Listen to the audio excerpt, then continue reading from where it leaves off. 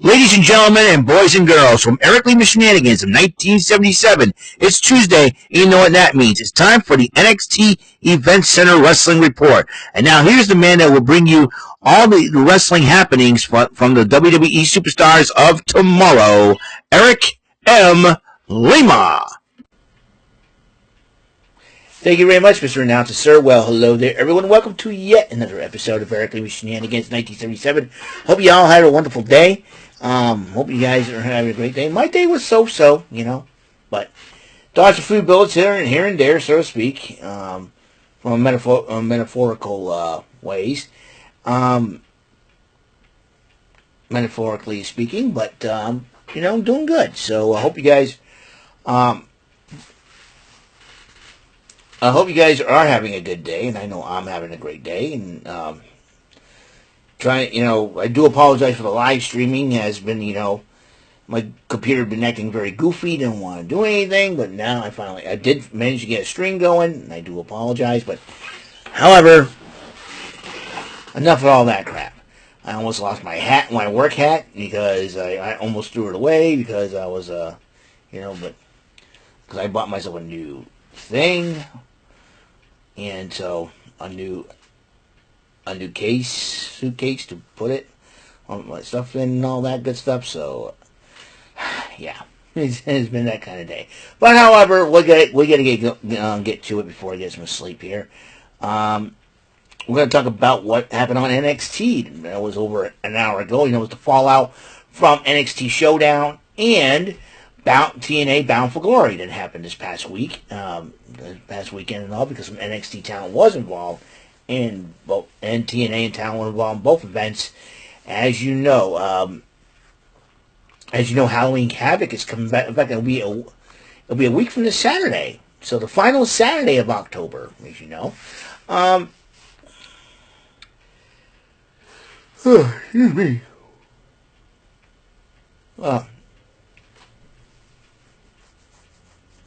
Anyways, it's been that kind of day. Let's talk about what happened. The NXT champion, Ricky Saints, kicks off NXT, talks about Showdown and what happened, and so Trick Williams showed his true colors, and he calls out Trick Williams for, actually said, I'm challenging you to a title match. I'll defend my title against you at Halloween Havoc. And then Trick Williams talked and starts running his mouth. He said, I do things on my time. Let's talk about it. And Ricky Saints says, typical Trick Williams. Then Javon Evans was talking to Leon Slater. He said, listen, man, not for Dark State, we would have had this matchup. We would have had this matchup decided. And he says, yeah, but, they're all, joshing each other and all that. And the Hardys goes, the reason why Dark State attacked you guys is because of us. They're trying to send a message to us. So there is that situation as well. And NXT Anonymous video decided to video Keilani Jordan and Jordan Grace having an interesting convo, and interesting convo about being TNA Knockouts champion and all that, and she's questioning Jordan Grace, complaining that she didn't call it down the middle, which she did, and everything else. But in the end, though, Vanessa says, I'll see you in the Battle Royal. As you know, it'll be a 20-woman Battle Royal to decide the new number one contender, JC Jane's NXT Championship. Now, I think the last time I checked, I think this was taped, because I think if you go live, because JC Jane did suffer an injury, but it seems like she's okay, but we'll find out for sure. Matt Cardona went one-on-one with Josh Briggs. He's on Matt Cardona's first match in the WWE in over a decade, I believe, and it'll be his first match under his real name, because he used to be known as Zack Ryder in the WWE at one point. And Josh Briggs did pick up the victory over the always ready King of the Indies. And that's a big victory for Josh Briggs in his career. Hank and Tank, Chase U, and Lyra Valkyria were talking about who will be the rightful number one contenders, who you think should go, and they were. It's like, and then she's like, have any of you seen Tatum? And Tatum, my dove, and Izzy Dane is an arrogant little girl. I'm telling you right now. Because she's jealous of the special friendship Lyra Valkyria and Tatum Paxley have. And if I were Izzy Dane, I would talk to Bailey about that. So, anyways.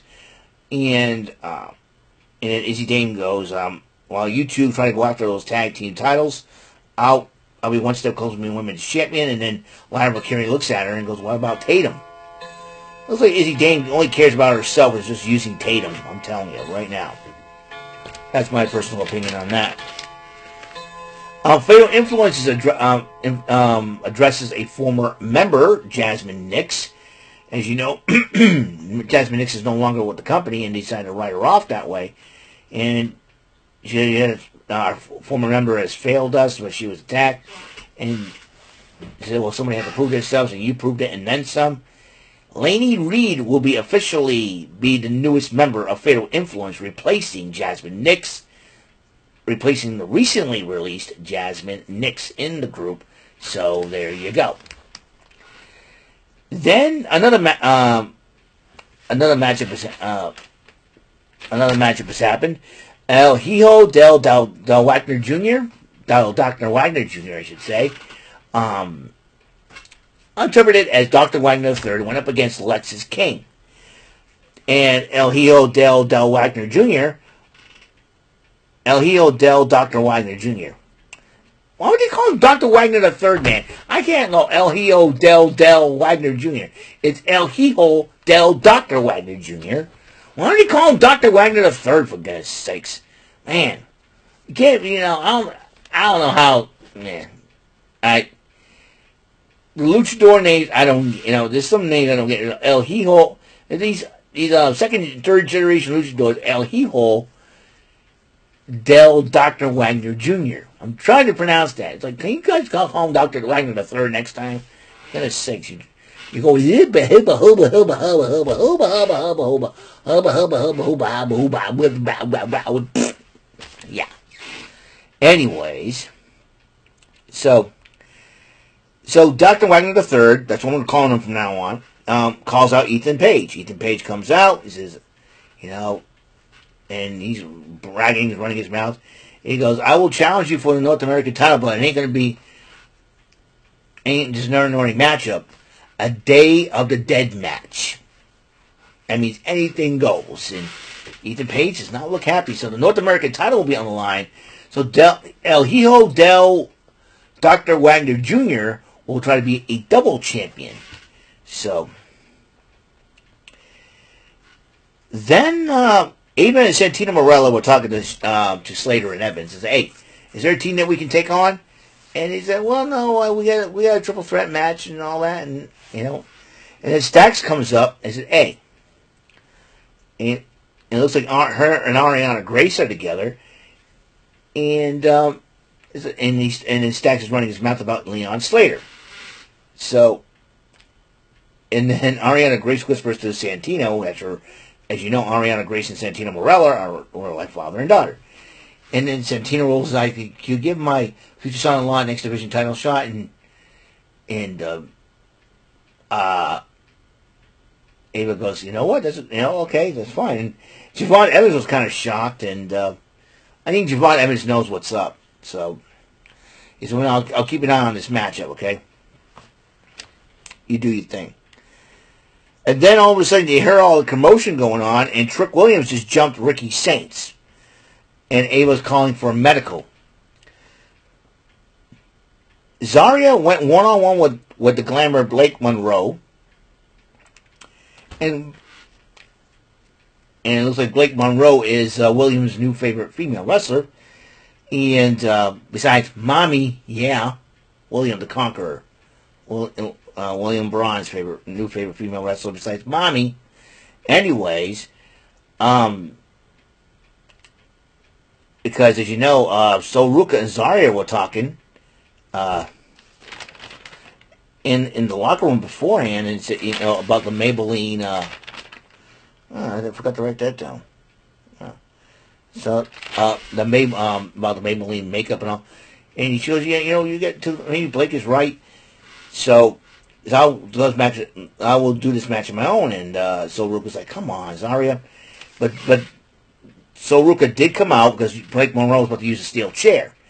Sol Ruka prevented her from using it and started arguing, and the referee was distracted. Blake Monroe had a little hairpin punch Zarya in the jaw, in the throat there, and ended up pinning her to win. But then, and Monroe won the matchup. Ava announced a men's speed tournament to determine the number one contender for the speed championship held by El Grande and Mexicano. As we all know who it is under the mask. Trust me. Zachary Wentz will go one-on-one with Jasper Troy, while Axiom goes one-on-one with Evolve Sean Legacy.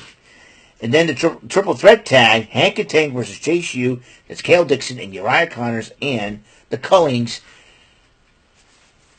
Sean Spears and Nico Vance. And that's all three teams. A fourth team decided to get involved and ruin the matchup. OTM makes their return. And so OTM is sending a message to any tag team that wants to stand in their way. If I were Dark State, I watch myself too. Then Sol Ruka was checking with Zarya. Zarya goes, you know what? She didn't get the voice box or anything like that. But I'll be okay. You know what? I feel sad. I feel bad for what happened. You know what, though? Take my spot. And, Blake's actually right. I'm getting too greedy with gold. It's your time. And then Zarya gives her a big hug and was very happy about that. Then, Ricky Saints was upset, wants to know where Trick Williams is. She left. Trick Williams, Ava tells her that Trick Williams left. That's a typical, but you guys will have a contract signed, keep your composure, and then you can have the match at Halloween Havoc. And then Ricky Saints goes, for you, I can do it. But then you have then Dark State attacked the Hardys in backstage as well. So Dark State says they want their shot at the belts, and they're getting it at Halloween Havoc.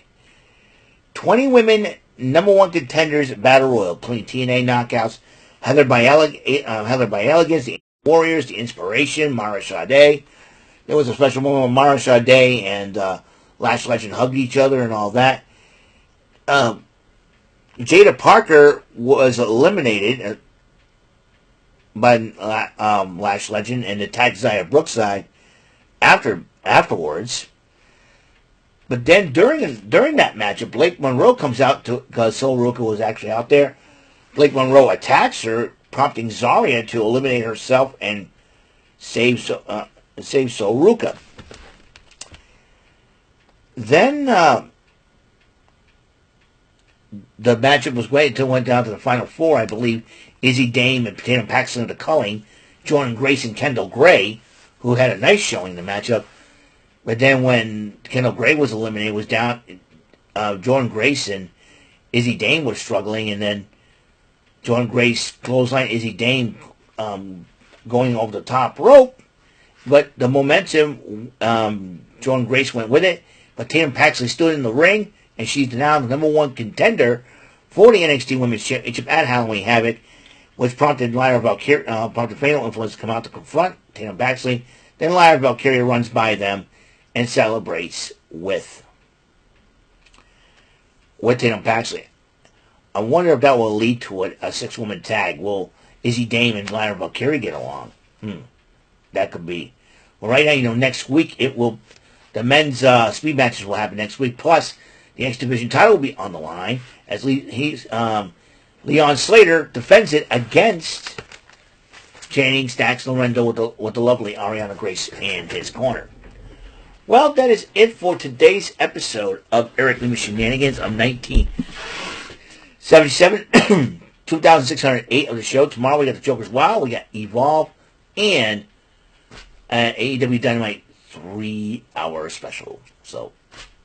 And Collision 3-hour special, I should say.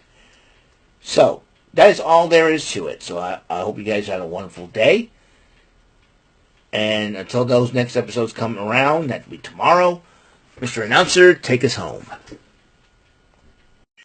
That is all for today's episode of the show.